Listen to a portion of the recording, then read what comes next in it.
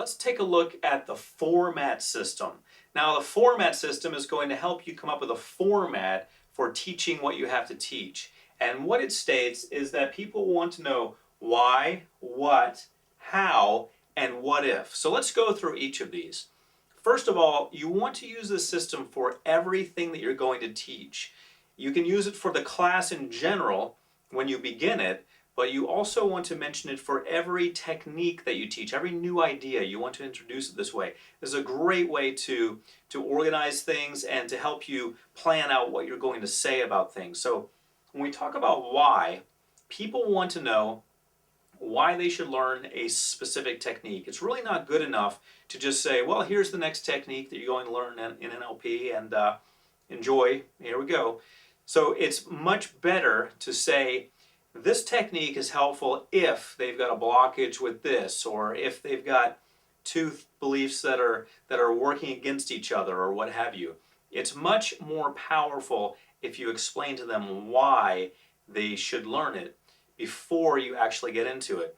Secondly is what. People want to know what they're going to learn. So before you show somebody how to do something, tell them what they're going to learn. And as you know, I like to explain things with a dry erase board, and when I do seminars in person, I often use PowerPoints because I want to show them what they're going to learn in as much detail as I feel necessary. Sometimes you want to go a little light on the detail in your drawings because when people see a lot of stuff on a board, they sort of get confused. It's like when people have a business card, they try to put everything they've ever done in their lives on that business card and everything about them, and it becomes like a resume on a business card. People don't really want to see that. What they want to see is just, boom, this is what you do. NLP practitioner, okay, master practitioner, trainer, great. Put it on the card. And if you're an NLP trainer, all you have to do is say NLP trainer. That's it. You may be into Reiki or yoga or something else, that's fine. That goes on another card that gets handed out another day. Okay, but when you just telling you this for advertising, when you have something that you do that you want people to believe in you, you want to put that one thing on the card and go with it.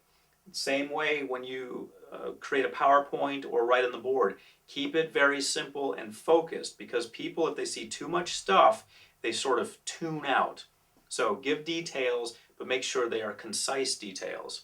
So you're going to tell them what they're going to learn. You're also going to tell them how they're going to learn it. Now, this one is more geared toward when you're introducing the class overall. If you are especially advertising for your class, you want to go pretty heavily on the how. People want to know if it's going to be hands-on or if it's going to be like this, video correspondence.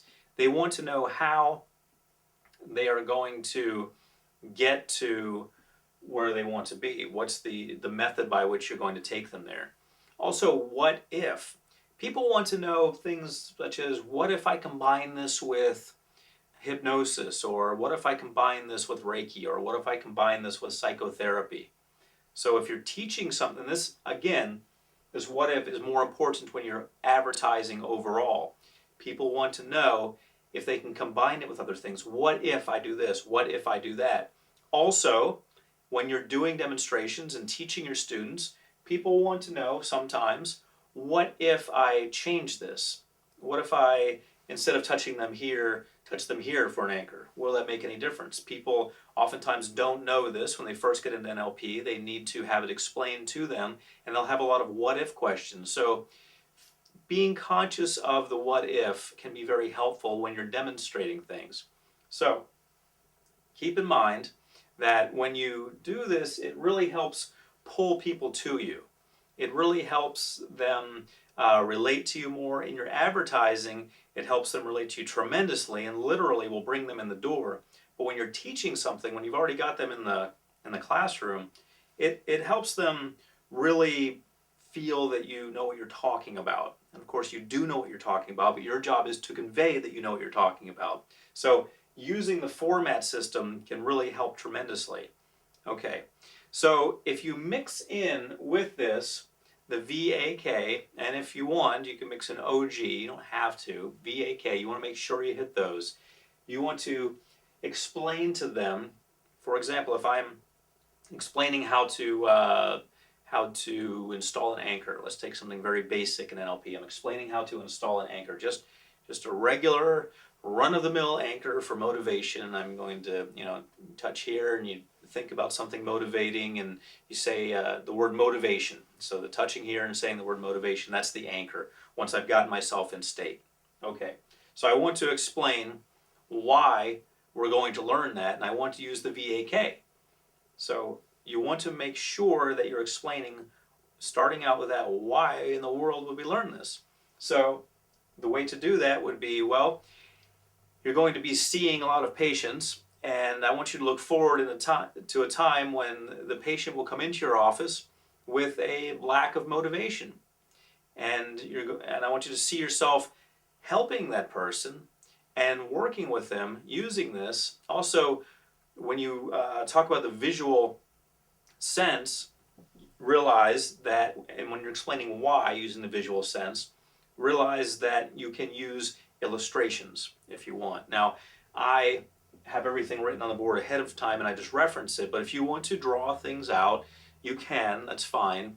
I like to have things organized ahead of time, and I prefer that you do that also, but you're going to do whatever you want to do, and that's fine. Make it your own way, but having something that at least you can point to and say, this is why, because according to the diagram, you're going to do such and such, and it's going to help with this and that. And you can have reasons listed why it would be beneficial.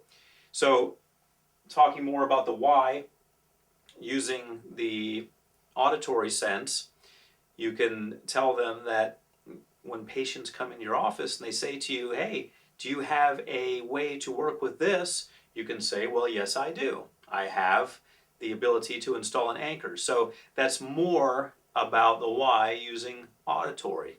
And kinesthetic, you're going to, when you're explaining why with kinesthetic, you're going to tell them that the patient's going to be able to live a more full life, for example. They're going to be able to do more things. They're going to be able to get out and do what they want to do. Now, using VAK with why is a little more challenging than using it with what, because when you get to what, you can easily involve all the senses. Well, what is this? This is what we're going to do. And I can demonstrate it visually, auditorily, and kinesthetically. I'm letting them see it. I'm actually moving, I'm doing it, I'm going to let them do it. They're hearing about it, so it gets a little easier. So when you explain things to people that you're going to teach them, it's best to use the format system, and on top of that, it's best to involve the VAK when you're doing that. What I see educators doing in many cases is taking their view of the world, in other words, the way that they would learn, and just figuring that that's the best way for everyone to learn. So I want you to, especially as a new educator, maybe you've been teaching something for years, maybe you're a seasoned veteran at educating, but if you're new, then I have an opportunity to mold you somewhat and to set you on a path that I think is going to be beneficial. So if you're new in education, then realize that you don't have a set way of doing things yet. And your set way of doing things is going to happen. You're going to get a set way of doing things. But when you do that, I would like for it to be a way which brings everyone into consideration. All of the types of learners and all of the types of representational systems that people have. And if you can get your hands or your eyes or your ears on more information about how to teach and how people learn, I suggest you do that. Taking a class, at least in education, just a basic class in education at perhaps a community college or university, or as part of a continuing education outreach group in your community, anywhere you can. If you can learn more about the way people learn, that is going to greatly benefit you.